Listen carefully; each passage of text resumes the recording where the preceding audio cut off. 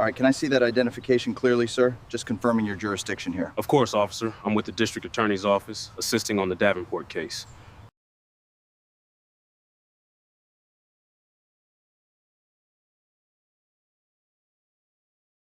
The blue and red lights tore through the night like sirens of accusation. Malik Turner eased his Tesla to the curb, pulse steady but jaw tight. A routine drive home from the courthouse until the cruiser appeared in his mirror.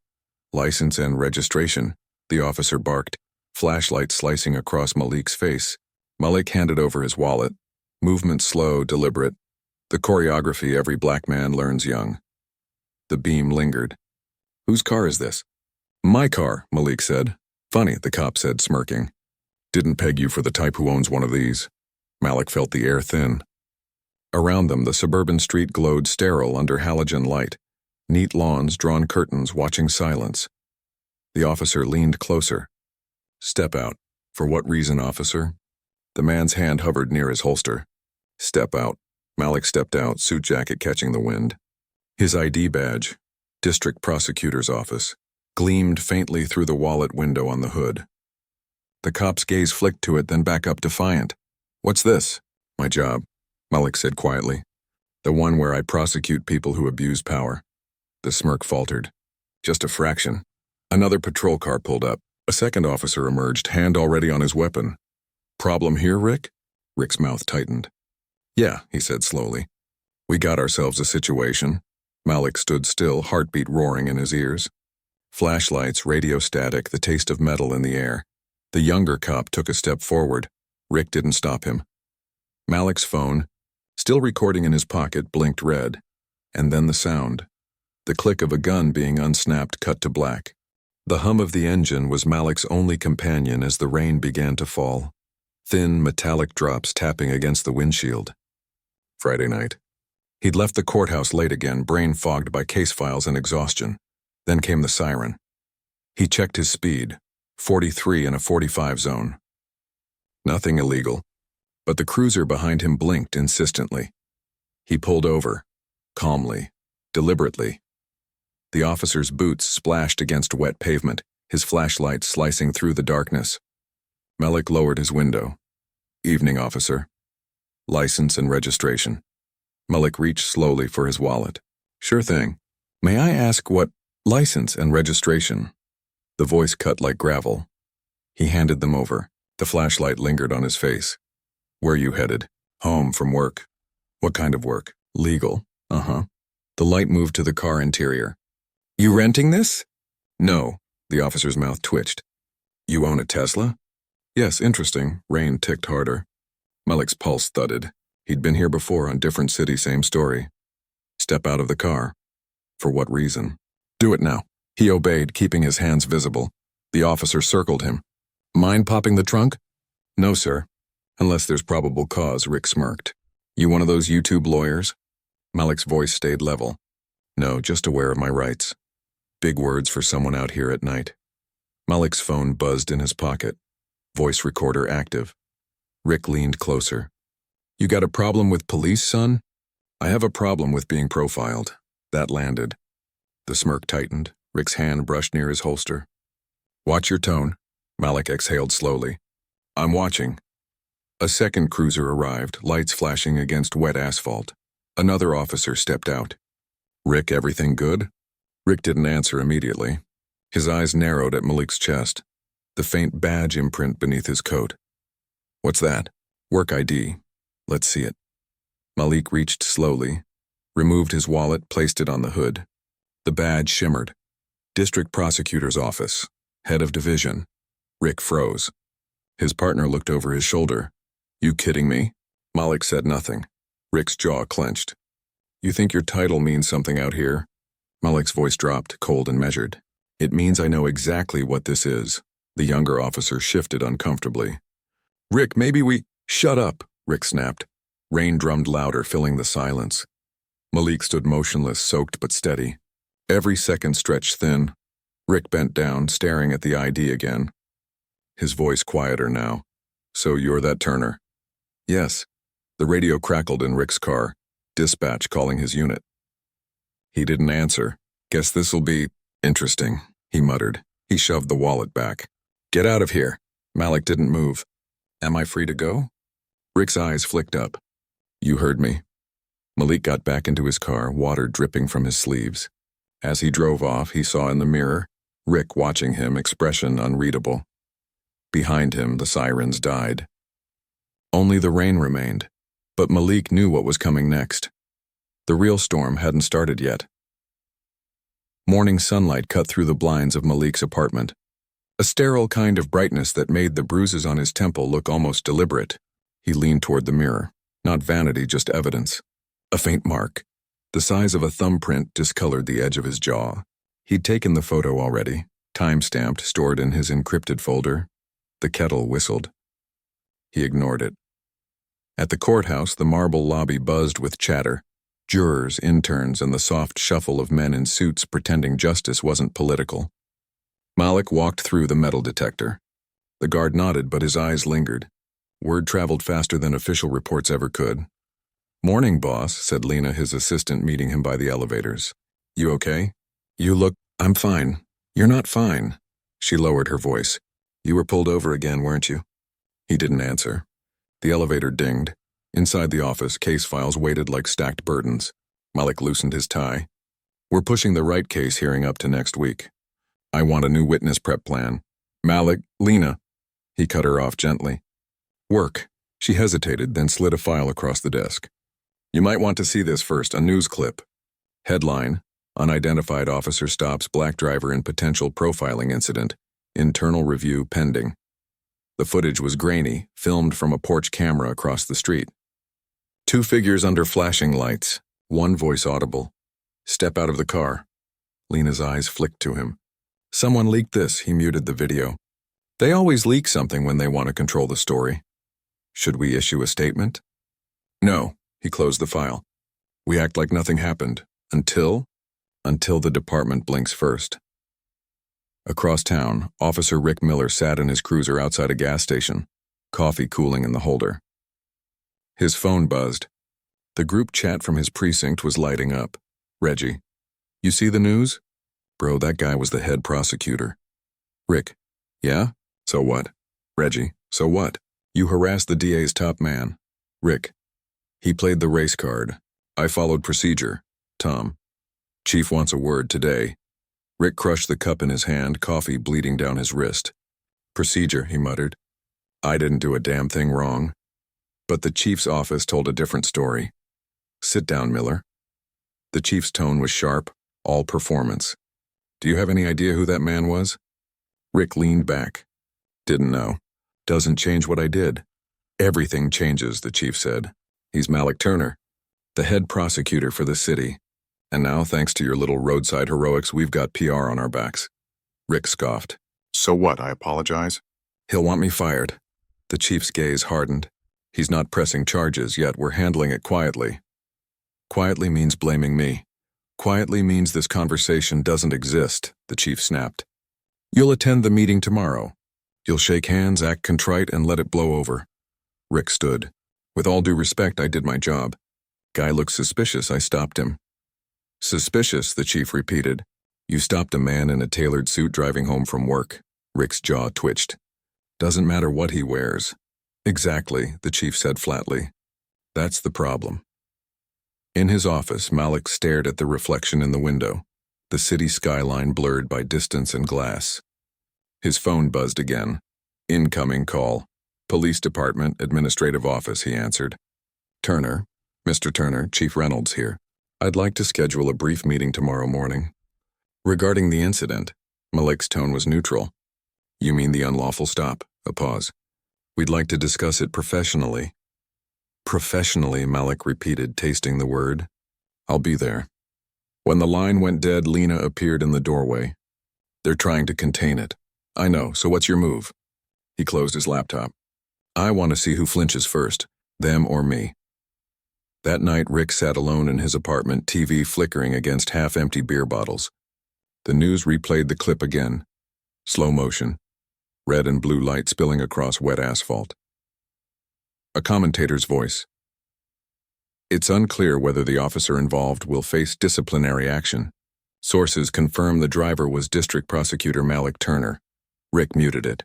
His reflection stared back from the black screen, tired, defensive, angry. He muttered to the empty room. He thinks he can ruin me, then, softer. He's not done yet. Outside, a storm gathered again, wind scraping across the window pane. Both men, one driven by justice, the other by pride, knew the same thing now. This wasn't over. It had just begun. The conference room on the 15th floor of City Hall smelled of stale coffee and ambition. Long mahogany table, polished brass plaques, walls lined with framed commendations, faces of men who had smiled through scandals. Malik entered first, briefcase in hand, expression unreadable. Lena followed, clutching a legal pad. Across the table sat Police Chief Reynolds, his jaw set like marble. To his left, Deputy District Attorney Carol Vance, Malik's superior in title, but not in moral ground. At the far end, Officer Rick Miller in plainclothes, posture rigid, jaw working. Reynolds broke the silence. Mr. Turner, we appreciate you coming on short notice. Malik placed his briefcase on the table. You called. I assumed it was important. It is. Vance folded her hands. We're all here to ensure this doesn't spiral into something it doesn't need to be. Define something, Malik said evenly. Vance hesitated. Public misunderstanding. Media hysteria. Reynolds cleared his throat. Officer Miller has served the department for 12 years. No prior record of misconduct, Malik leaned back. Until last Friday, Rick's voice cracked through the tension. You're twisting it. I didn't know who you were. That's exactly the problem, Malik said quietly. Who I am shouldn't determine how you treat me. Rick looked away. The chief's eyes flicked warningly toward him. Vance interjected, voice smooth, administrative. Let's stay productive. The department is prepared to issue a written apology and categorize the incident as a procedural lapse. Officer Miller will attend sensitivity training. We'd appreciate your cooperation in closing this discreetly. Lena's pen froze mid-note. Malik didn't blink. Discreetly, he repeated, meaning no paper trail, no accountability. Reynolds shifted. Let's be realistic, Mr. Turner. You of all people understand the cost of public friction between our offices. We're on the same side. Malik's reply was quiet, surgical. I didn't realize profiling was part of our shared policy. The air in the room changed. Reynolds' jaw clenched. Vance looked down at her folder. Rick muttered, This is ridiculous. Malik's voice cut through. You drew your gun on an unarmed citizen because he didn't fit your picture of innocence. You humiliated him. You threatened him. You were inches from ruining 2 lives, yours and mine. And now you want a clean memo to make it vanish. Rick's nostrils flared. You think you're better than us? No, Malik said, just not beneath you.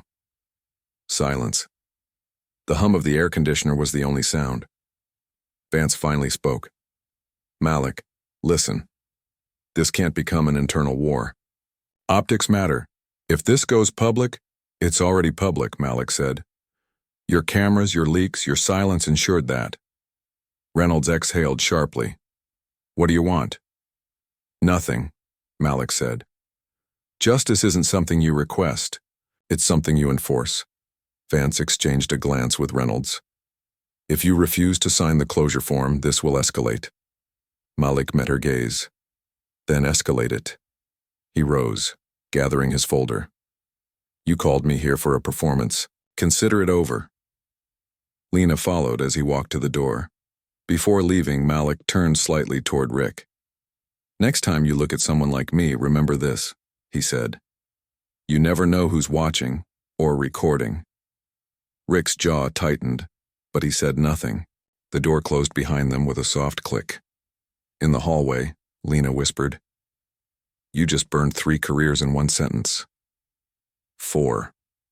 Malik corrected, including my own. They walked in silence to the elevator. Inside, the mirrored walls reflected exhaustion. Malik loosened his tie. They think I'll fold. You won't, Lena said. He smiled faintly. No, but I'll make them think I might. Back in the room, Reynolds dropped his composure. He's going to turn this into a civil rights crusade. Vance sighed. Then we control the narrative. Internal Affairs will open a formal review. It'll look impartial. Rick glared at them. You're just going to let him smear me? Reynolds rubbed his temples. We're going to protect the department. You're just part of it. Rick's voice hardened. I'm not taking the fall. Then you'd better pray he does, Reynolds said. That evening, Malik sat alone in his office, the city's dusk bleeding through tall windows. The building was mostly empty, only the distant hum of printers and the faint echo of janitors in the hallways. He opened his recorder and replayed the clip from the stop. The audio crackled, Rick's voice harsh and certain. Step out of the car. Then silence. Then the faint metallic click. He let it play twice. Then he saved it under a new folder, Case Prep, Internal Affairs. The system would never convict itself willingly. He knew that, but he also knew where its cracks were, and how to widen them. The Internal Affairs office sat in a converted corner of the downtown precinct. Gray walls, muted clocks, and the slow pulse of bureaucratic indifference.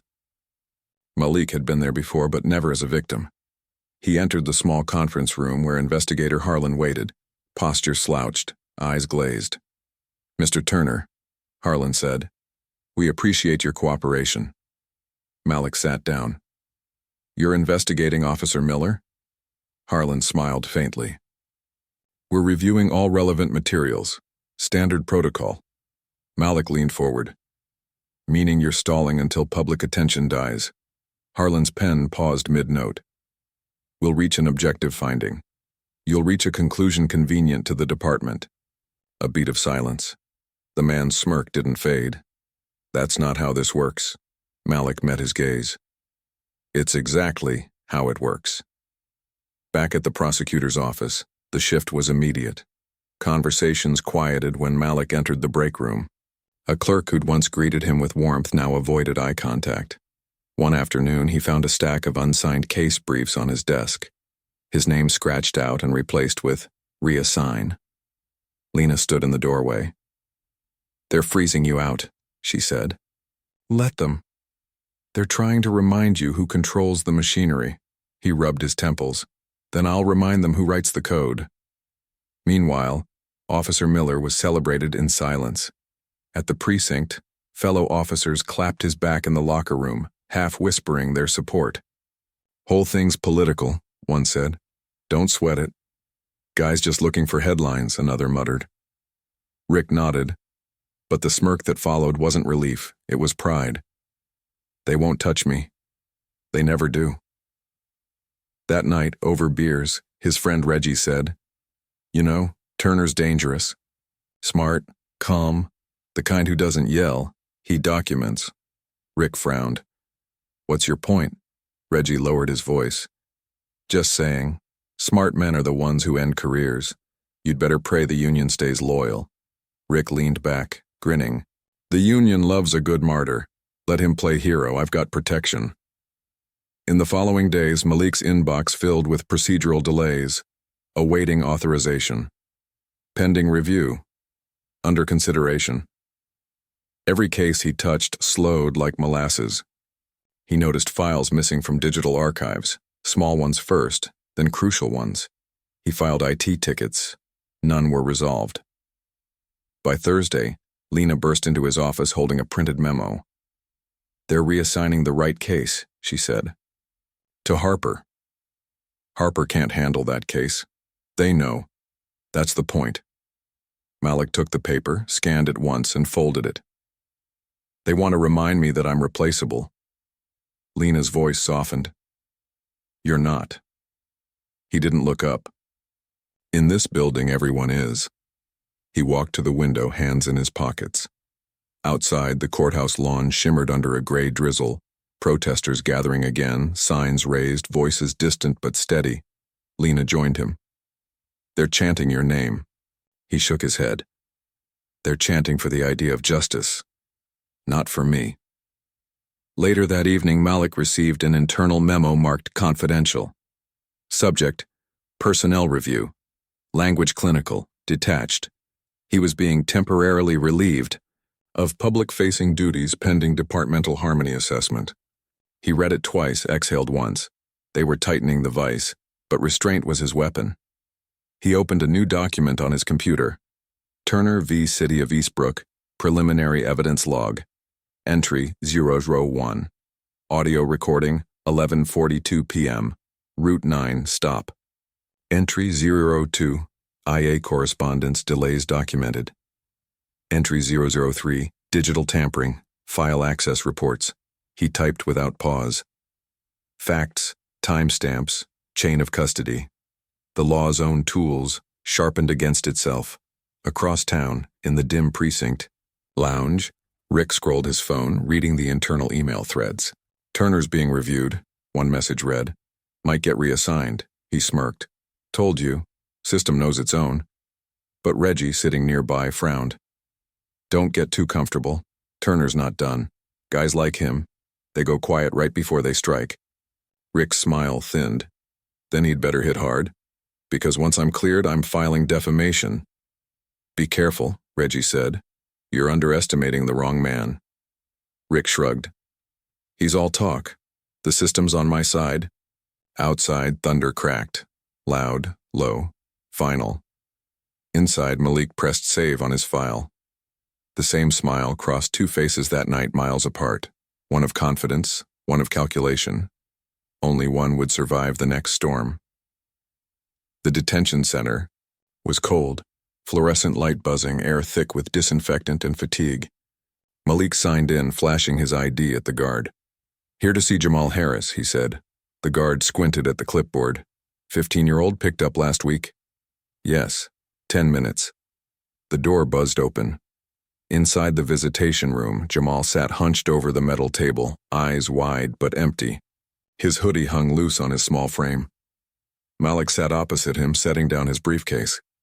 You know who I am? Jamal nodded faintly. You the lawyer. I'm the prosecutor.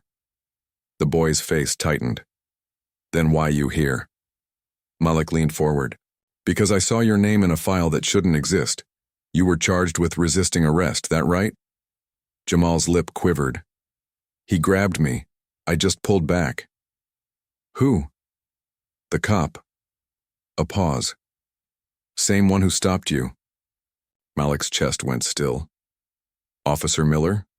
Jamal nodded. He said I fit a description, slammed me on the car, said I should be grateful he didn't shoot. The words hit like slow fire. Malik pressed his fingers together, forcing composure. Did anyone record it? Somebody on the sidewalk. Cops took their phone. Malik exhaled. Do you have family? My mom. Tell her I'll come by tonight. Jamal blinked, cautious hope flickering. You gonna help me?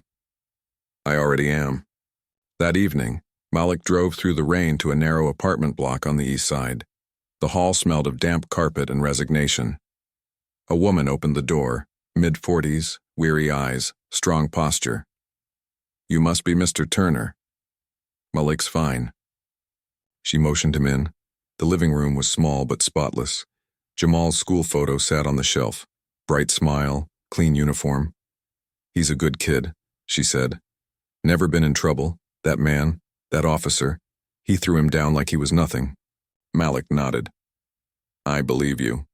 She looked at him sharply. You believe me? That's new. Her tone wasn't cruel, just exhausted. Malik met her gaze. I know the officer, personally. Her breath caught. Then you know what kind of man he is. I do now. She sank into the couch, rubbing her hands together. They said if we make noise, it'll make it worse, that they could reconsider the charges if I keep quiet. That's intimidation, Malik said. It's survival, she whispered. Silence hung between them. Finally, she said, You really think you can beat them? Malik looked toward the window, rain streaking down the glass. Not beat them. Expose them. Her voice softened. Same thing, isn't it? He almost smiled. Not yet. Back in his office that night, Malik spread the files across his desk. Traffic stop, Jamal's arrest, 2 other cases linked to Miller's precinct. Same pattern, blackmails, minor stops, resisting arrest as the default charge. He connected dates, officers, reports. The same language repeated like a script. Subject appeared agitated. Officer feared for safety. He whispered to himself, "Copy-paste racism." Lena entered quietly. "You're still here." He didn't look up. "Found a pattern." She stepped closer. "You're building a case against the department." He nodded. "Not just them. The whole process that covers them." She hesitated. "You realize what that means? Retaliation, isolation, maybe suspension. And you're still doing it?" He finally looked at her. "If I don't, the next Jamal doesn't get a lawyer. He gets a headline." Lena stared at him for a long moment. "Then I'm in." "Lena, no. If you're going to war, you're not going alone." He nodded once, quietly grateful. Midnight. Malik's apartment was silent except for the rain. He sat on the couch, laptop open, files glowing in the blue light. His phone vibrated. An unknown number. He answered. A voice, low, slow, deliberate. "You should stop digging. Turner." He said nothing. The line clicked dead. He stared at the screen, heart steady, expression unreadable. Then he typed one more entry in his document. Entry 04. Threat call. 12:04 a.m. logged. He saved the file, shut the laptop, and leaned back in the dark. They'd just confirmed he was getting close, and that meant he was right. The video surfaced on a Wednesday morning. No watermark, no source, just raw footage uploaded to a local blog at 6:42 a.m. Within hours, it had flooded every feed in Eastbrook. Malik didn't see it until Lena burst into his office, laptop in hand, face pale. "It's online," she said. He turned. "What?" The stop. "The whole thing. It's everywhere." She pressed play. The footage began in darkness, rain falling, sirens pulsing. Then Rick's voice, sharp and smug. "Step out of the car." The camera wobbled, capturing Malik's face as he exited the vehicle, calm but defiant. Then came the click, the unmistakable sound of a holster unsnapping. The screen froze on Malik's expression, unflinching, silent. Lena whispered, "It's gone viral." "How viral?" She hesitated. "National trending viral." By noon, the courthouse felt like a stage. Reporters swarmed the steps.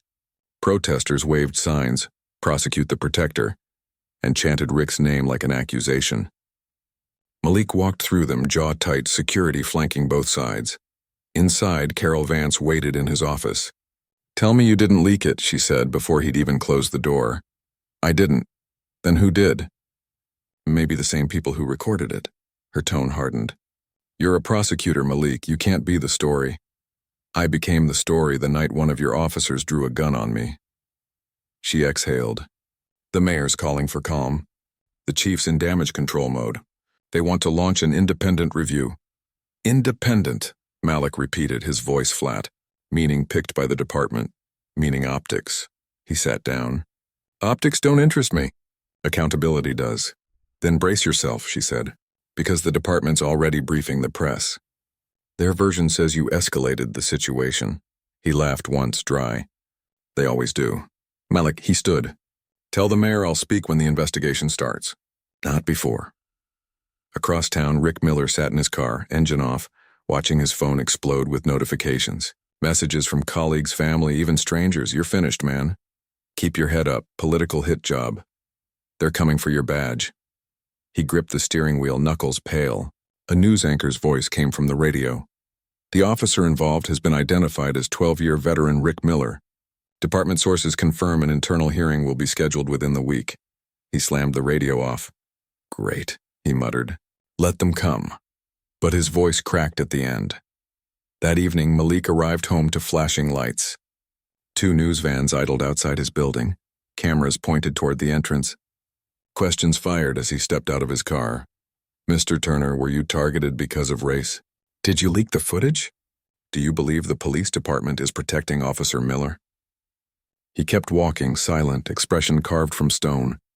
Inside his apartment, he closed the blinds, phone buzzing nonstop, text from colleagues, calls from advocacy groups, requests for interviews. He ignored them all. Then, One message from an unknown number. You made a mistake going public. He stared at the screen, typed 2 words, and hit send. I didn't. At the precinct, Rick was summoned into Chief Reynolds' office again. The chief's voice was clipped, exhausted. You've turned this department into a headline, Reynolds said. Rick scoffed. I did my job. You embarrassed the city. I enforced the law. The chief slammed a folder onto the desk. You enforced your bias. You've become a liability, Miller. The union can't protect you from a camera. Rick leaned forward. You want to make me the fall guy? Admit it. I want this to end quietly, Reynolds said. Rick's voice dropped. It's too late for quiet. At midnight, Malik sat in his living room, laptop open to the local news live stream. The footage replayed again, split-screened beside Rick's department photo. A pundit's voice filled the silence. Tonight, the question isn't whether racism exists in law enforcement, it's whether accountability ever will. Malik shut the laptop, leaned back, closed his eyes. The cost was coming. He could feel it, the isolation, the political backlash, the quiet phone calls that ended with, You understand how this looks, he whispered. I didn't start this. But he knew the truth. He had ignited something that would burn through every polite layer of denial this city had built. The next morning, Lena found him in the hallway outside his office. They're moving up the hearing, she said. Internal Affairs wants you to testify. He nodded. Good.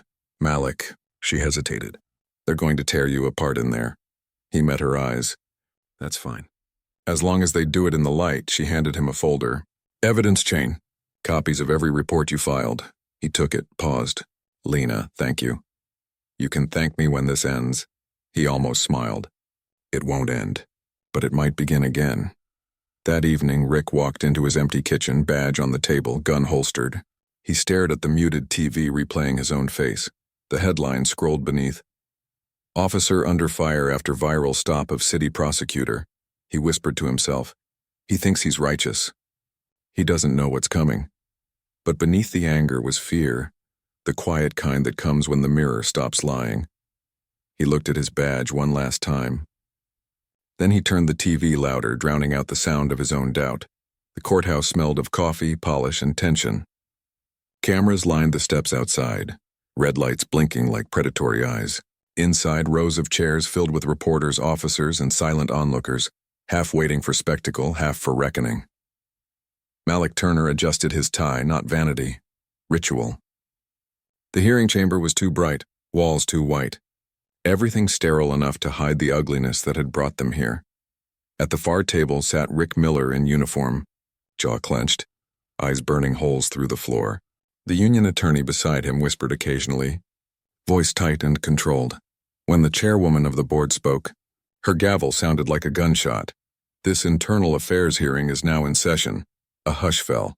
Officer Rick Miller, you stand accused of conduct unbecoming an officer and abuse of authority during a traffic stop involving Assistant District Attorney Malik Turner. The board will hear testimony and review evidence before determining disciplinary action. Rick stared straight ahead. Mr. Turner, she said. Please begin. Malik rose. He didn't bring notes. He didn't need them. On the night of June 12th, I was driving home after working late on a case. I was pulled over without cause. The officer demanded I exit the vehicle. When I identified myself, he drew his weapon. A murmur rippled through the audience. Cameras clicked softly. The chairwoman raised a hand. Proceed. Malik continued. I did not resist. I complied with every instruction. Yet I was treated as a suspect first, a citizen second, and a human being not at all. The union attorney interjected. Objection. Argumentative. The chairwoman waved him off. Overruled. Continue. Malik's voice dropped, steady but edged. I've prosecuted cases built on this same arrogance. The assumption that authority is infallible. It isn't. It's a weapon, and in the wrong hands it kills. Rick looked up, eyes sharp. You think you're the only one in danger out there? You think you're better because you wear a suit? The room stiffened. Malik turned toward him, calm. No. I think I remember what the law is for. The chairwoman rapped the gavel. Officer Miller, you'll wait for questioning. Rick sat back, lips pressed tight. They played the video, every second of it projected on the wall. The rain, the flashlight glare, Rick's voice. Step out of the car. The holster snap echoed across the silent chamber. When it ended, the only sound was the faint hum of the ceiling lights. The chairwoman broke the stillness. "Officer Miller, explain your actions." Rick leaned forward, gripping the table. The suspect, Mr. Turner, matched a description. I followed procedure. When he refused to show ID, Malik cut in. "That's false." Rick's attorney snapped, "Let him finish." Rick's tone hardened. "I perceived a threat." The chairwoman asked, "What threat?" Rick hesitated. His attitude, his tone, the word hung there like a confession. Malik's expression didn't change. "His tone," he repeated softly. The board members shifted uncomfortably. The chairwoman asked, "Were you aware of Mr. Turner's identity before drawing your weapon?" Rick's jaw flexed. "No." "After?" "Yes." "And your response?" "I holstered it immediately." Malik said, "After you told me, quote, 'You people think you can get away with anything.'" Gasps spread through the room. The chairwoman glanced at the stenographer. "Strike nothing. It stays." 2 hours later, the testimony concluded. The board recessed to deliberate. Outside, Malik stepped into the corridor, sweat dampening his collar. Lena waited with a bottle of water. "You stayed controlled," she said quietly. "I wanted to yell," he admitted. "I know." Reporters swarmed. Microphones pushed forward. "Mr. Turner, do you believe Officer Miller should be fired?" He paused, looked straight into a camera. "I believe accountability isn't punishment, it's repair. And repair starts with truth." Then he walked away. In the waiting room, Rick sat alone, hands clasped. His lawyer was on the phone, voice low and furious. Rick stared at the floor, hearing none of it. He remembered the stop, the flashing lights, the quiet certainty that he was right, the power that came with the badge. Now, that same badge felt like a shackle. When the board members returned, everyone rose. The chairwoman read the decision slowly. "Officer Rick Miller, effective immediately, you are suspended without pay pending further review. The matter will be referred to the district attorney's office for possible criminal charges." The room erupted in noise. Rick stood, voice rising. "You can't do this. You're making me the villain because of politics." The chairwoman's tone was flat. "No, officer. You did that yourself." Malik didn't smile. Not when the cameras followed him out. Not when the crowd outside cheered. He only nodded once to Lena. "It's not over," she said. "It never is," he replied. That night, Rick sat in his car outside the precinct, stripped of badge and gun. Rain streaked the windshield, washing blue reflections into gray. He whispered, "He destroyed me." But deep down he knew. He had destroyed himself. Malik, meanwhile, sat in his office long after everyone left, staring at the dark window. The city lights glowed against the glass like distant fires. He whispered to himself, "Justice isn't victory." Then he turned off the lamp. The reflection vanished. The morning after the hearing, Eastbrook woke divided. Half the city celebrated a rare moment of accountability. The other half muttered words like witch hunt and overreaction. News outlets looped the footage again and again. Talk shows argued over body cam policy, over race, over authority. Each clip stripped the story of its blood and left behind the noise. Malik Turner watched from his office window as protesters marched past the courthouse. Some carried signs with his name on them, "Thank you, Turner." Others read, "Cops deserve respect too." The chants mixed into something chaotic and shapeless, like justice itself refusing to pick a side. Lena entered quietly, a manila envelope in hand. "The mayor's office called," she said. Malik didn't turn. "I figured. They're forming a task force. Public safety and racial equity. Window dressing. They want you to co-chair." He looked at her. "Why me?" "Because you're the story now." Across town, Rick Miller sat at his kitchen table, surrounded by unopened mail and silence. The TV murmured in the background. His face flashed across the screen, then disappeared under headlines about bias training and restoring trust. He muted the TV, stared at the badge lying on the counter. The department hadn't asked for it back yet. His wife, Karen, stood in the doorway. "You need to talk to someone," she said. "I don't need a therapist. You need to stop pretending you're the victim." He glared. "You think I'm racist?" "I think you never asked yourself why you were so afraid that night." He didn't answer. She left the room, footsteps hard and final. Rick stared at the badge again. For the first time, it looked like proof of something he didn't want to name. By afternoon, Malik was summoned to the mayor's office. The conference table gleamed like a stage. Cameras waited in the hallway. Mayor Grayson smiled too easily. Malik, this task force will show unity. The city needs healing. Healing doesn't start with PR, Malik said. Optics matter. The public needs to see we're working together. Malik folded his arms. Then start by charging Rick Miller. The mayor's smile flickered. Let's not get ahead of ourselves. He leaned forward. No more delays. The evidence is public. If this city wants trust, it begins there. Grayson exhaled, half resigned. You're not going to let this go, are you? Malik met his gaze. You shouldn't want me to. That night, the DA's office released a statement. An investigation into Officer Rick Miller's conduct has been formally opened. Pending outcome, criminal charges will be considered. The statement was short, sterile, but it carried weight. Malik read it twice, feeling nothing like victory. Just quiet fatigue. Lena knocked, holding 2 coffees. You did it, she said. No, the video did it. Still, you made them listen. He looked down at the cup, steam curling like ghost smoke. They'll stop listening soon enough. Then we'll remind them, she said. He nodded once. Rick's phone rang near midnight. Unknown number, he answered. Yeah. A voice said, they're filing charges. He froze. Who is this? Click. Silence. He sat for a long time, phone in hand, the words echoing in the dark. He thought of the stop, the rain, the glare, the fear he'd sworn wasn't fear. For the first time, he replayed it not as cop versus suspect, but as man versus mirror. He whispered, what did I see when I looked at him? No answer came. Days passed. The protests grew quieter, the headlines shorter. The city's attention moved on just like it always did, but something had shifted. Not much, not enough, but something. Malik walked through the courthouse lobby one morning and caught 2 officers nodding at him. Not friendly, not warm, but acknowledging. That was new. In the elevator, Lena asked, you ever think about leaving? He smiled faintly. Every day, so why stay? Because the next time someone like Miller pulls a gun on someone like me, maybe the system will hesitate before protecting him. And if it doesn't, then I'll still be here. The doors opened. That evening, Malik drove past the same intersection where it all began.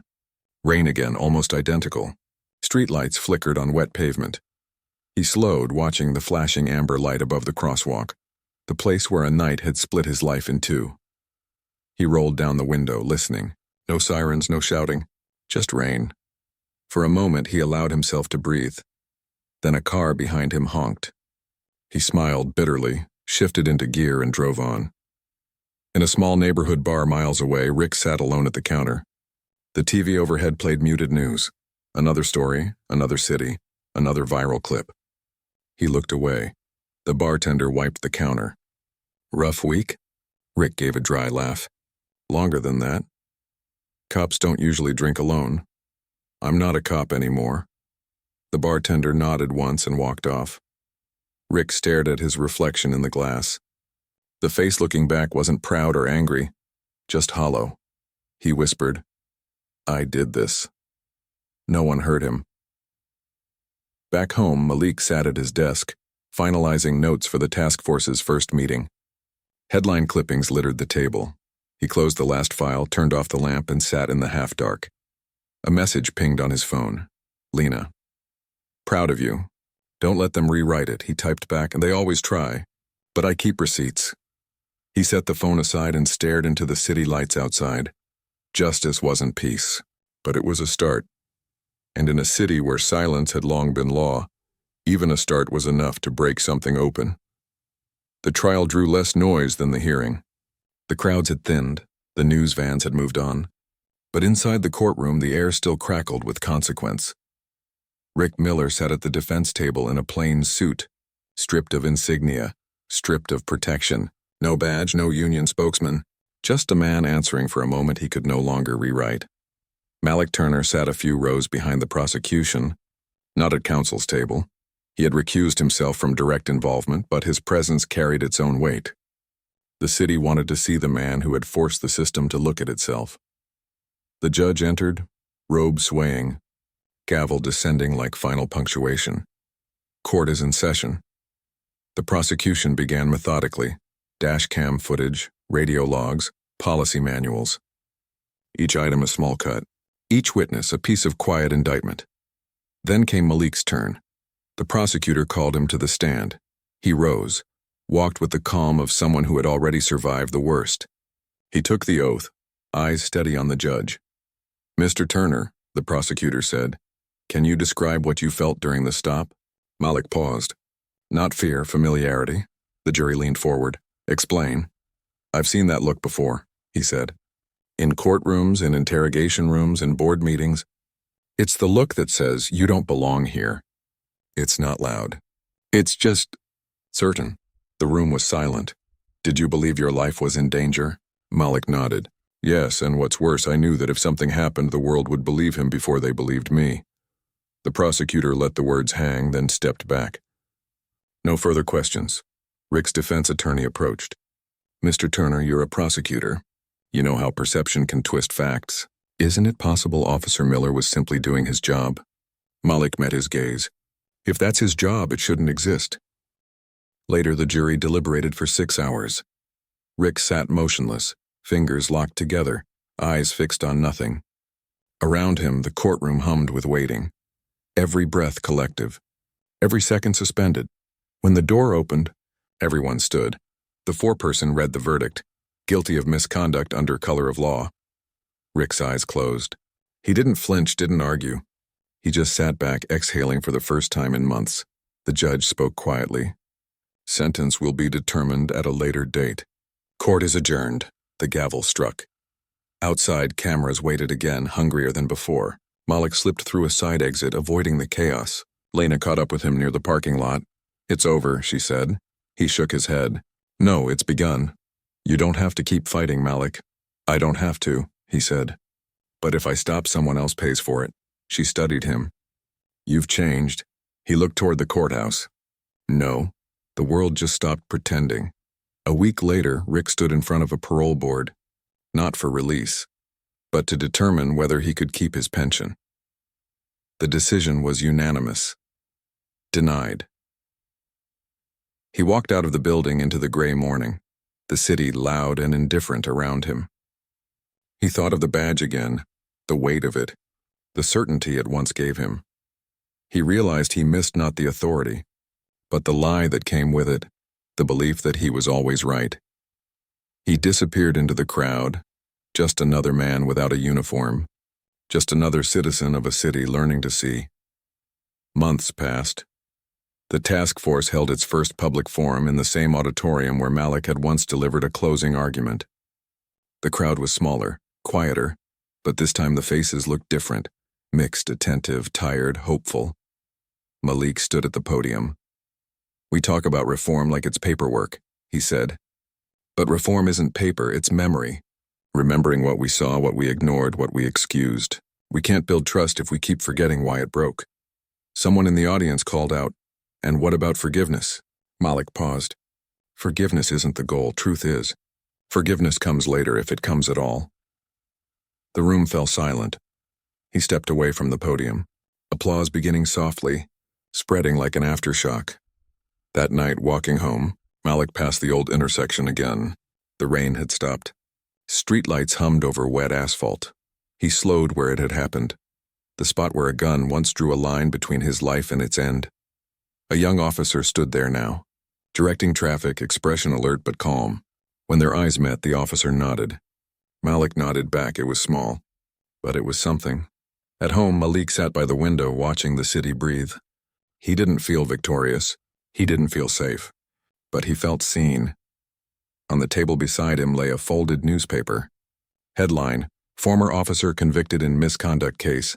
A city confronts itself." Below it, a smaller article. "Turner Task Force proposes sweeping transparency reforms."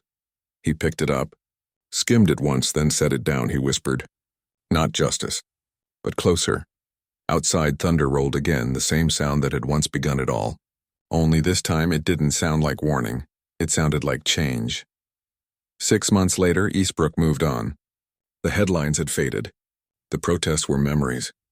The city's rhythm, once ruptured by outrage, had returned to its usual hum, a city that learned briefly how to look at itself before blinking away. But Malik Turner still carried it.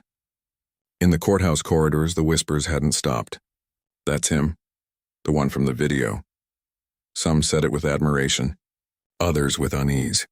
Either way, he'd become a symbol, and symbols rarely sleep. He still woke at 3 a.m. sometimes, heart racing, ears tuned to phantom sirens. Some nights he'd walk to the window, watch the dark city, and remind himself he wasn't back on that roadside. He'd survived the system by dragging it into the light, but the light had left scars. The task force met weekly. The reforms were crawling through bureaucracy, transparency measures, civilian oversight, body cam access laws. All necessary, all glacial. At one meeting, Malik snapped. "These aren't reforms," he said. Their apologies wrapped in paperwork. An older councilman replied, calm but condescending. "Change takes time, Mr. Turner." Malik's voice dropped. "So does justice. But injustice? That's instant." The room fell silent. Someone scribbled in a notebook. Another coughed to fill the air. Lena glanced at him across the table. Her eyes said, "Don't burn out before it's done." He exhaled. "Fine, then let's take our time. I might, but make it hurt to waste it." Across town, Rick Miller packed boxes in silence. The house was smaller now. No framed commendations, no visitors, no uniform pressed and waiting. A letter from the Department of Corrections sat unopened on the counter. Notification of his sentencing date. He already knew what it said. 18 months. His lawyer had called it merciful. Rick called it forever. He looked at his reflection in the kitchen window, a man once convinced of his own righteousness, now staring into the quiet vacancy of consequence. He muttered, "You wanted to prove something, didn't you? That you were in control." He almost laughed. "And look at you now." He sealed the box, carried it to the door, and paused. The rain outside looked familiar. He whispered, "Same storm. Different man." Then he stepped into it. Meanwhile, Malik stood at a podium in a university lecture hall, guest speaker for a law ethics seminar. The topic was prosecutorial duty and systems of bias. He didn't read notes. He just spoke. "The system isn't broken," he said. "It was designed this way. The cracks only show when people like me fall through them." A student asked, "Do you still believe in justice?" Malik hesitated, then said, "Yes, because disbelief helps the guilty." The room went still. When it ended, students approached him for photos. He refused politely. He wasn't there to be admired. He was there to be remembered. Later at home, he opened his inbox. Hundreds of messages. One subject line stopped him. From someone who used to wear a badge. He clicked it. "Mr. Turner, I watched your hearing. I used to think men like you exaggerated what we see on the streets. I don't think that anymore. I wanted to say you were right. Not just about what happened, but about what happens every day. I can't fix what I ignored. But I see it now." A former officer, Malik read it twice. Then again, he didn't reply. He just sat there, staring at the glow of the screen until it blurred. For the first time in months, he let himself exhale without anger. Weeks later, at the sentencing, Rick stood before the judge. The room was small. No cameras this time. The judge read aloud. "For willful misconduct under color of law and violation of civil rights, the court sentences you to 18 months in county custody followed by probation." Rick nodded once. No argument. No denial. As deputies let him out, he glanced at the back row. Malik was there. Not as prosecutor, not as enemy, but as witness. Their eyes met for a fraction of a second. Rick's lips moved. "I'm sorry." Malik gave a small nod.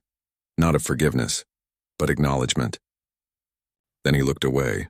Months turned to seasons. The task force's proposals became law. Body cam footage would now be public record within 30 days. Complaints would bypass precincts, going straight to civilian review. It wasn't perfect. It wasn't clean, but it was something. Lena stopped by Malik's office one evening. "They're calling it the Turner Bill," she said, half smiling. He frowned. "I don't want my name on it." "Too late," she said. "You earned it," he sighed. "Names fade. Change shouldn't." That night, Malik drove home in silence. He passed the same intersection again. The light turned green.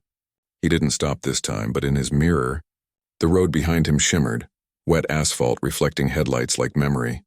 He whispered, almost to himself, "It took too much to get here." The rain began again, tapping against the windshield like a soft verdict. He didn't flinch. He drove on. In his cell, Rick stared through the bars at the faint rectangle of daylight. He heard a guard shout orders down the corridor. He didn't look up. In the stillness, he mouthed a quiet sentence. Not for anyone else, not even for redemption, just for the truth of it. "I did it. And I deserved this. No applause, no audience. Just air thick with consequence." Across the city, Malik sat in his office long after dark. He turned off the lamp, leaned back, and let the quiet fill the room. He thought of Rick, of the trial, of every face that hadn't been filmed. Justice hadn't made him whole, but it had made the silence crack. Outside, thunder rolled again, distant but clear. Malik whispered, "That'll do." And for the first time since that night, he allowed himself to sleep.